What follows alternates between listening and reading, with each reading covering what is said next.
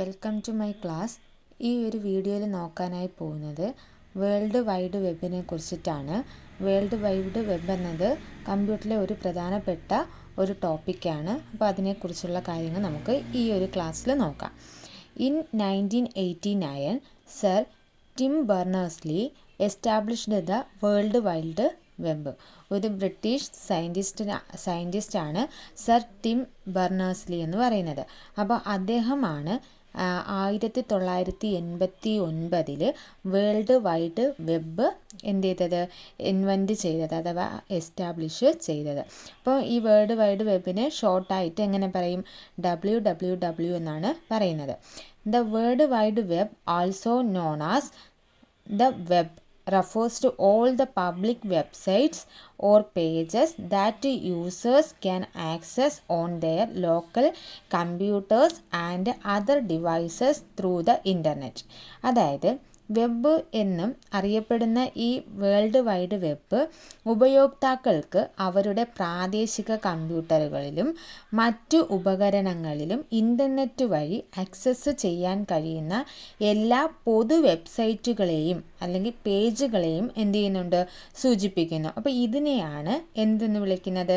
World wide web എന്ന് പറയുന്നത്. അപ്പോൾ വേൾഡ് വൈഡ് വെബ് എന്ന് പറയുന്നത് ഉപയോക്താക്കൾക്ക് അവരുടെ പ്രാദേശിക കമ്പ്യൂട്ടറുകളിലും മറ്റു ഉപകരണങ്ങളിലും ഇൻ്റർനെറ്റ് വഴി ആക്സസ് ചെയ്യാൻ കഴിയുന്ന എല്ലാ പൊതു വെബ്സൈറ്റുകളെയും പേജുകളെയും എന്ത് സൂചിപ്പിക്കുന്നു?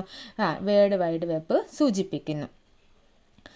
These pages and documents are interconnected by the means of hyperlinks that users click on for information.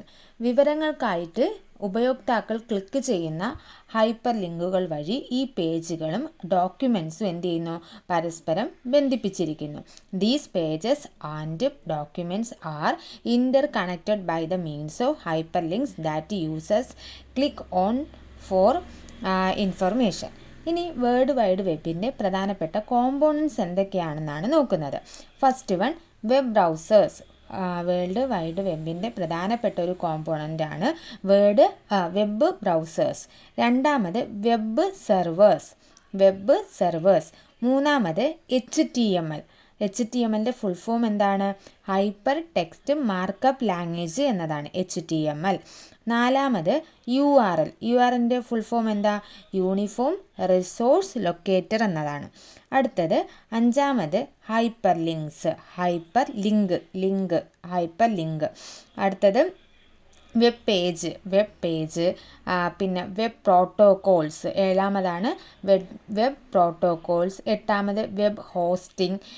ഒൻപതാമത് web development technologies. പത്താമത് സെർച്ച് എൻജിൻസ്. അടുത്തത് വെബ് സെക്യൂരിറ്റി. ഇവയാണ് പ്രധാനമായിട്ടും WWWൻ്റെ കോമ്പോണൻസ് എന്ന് പറയുന്നത്.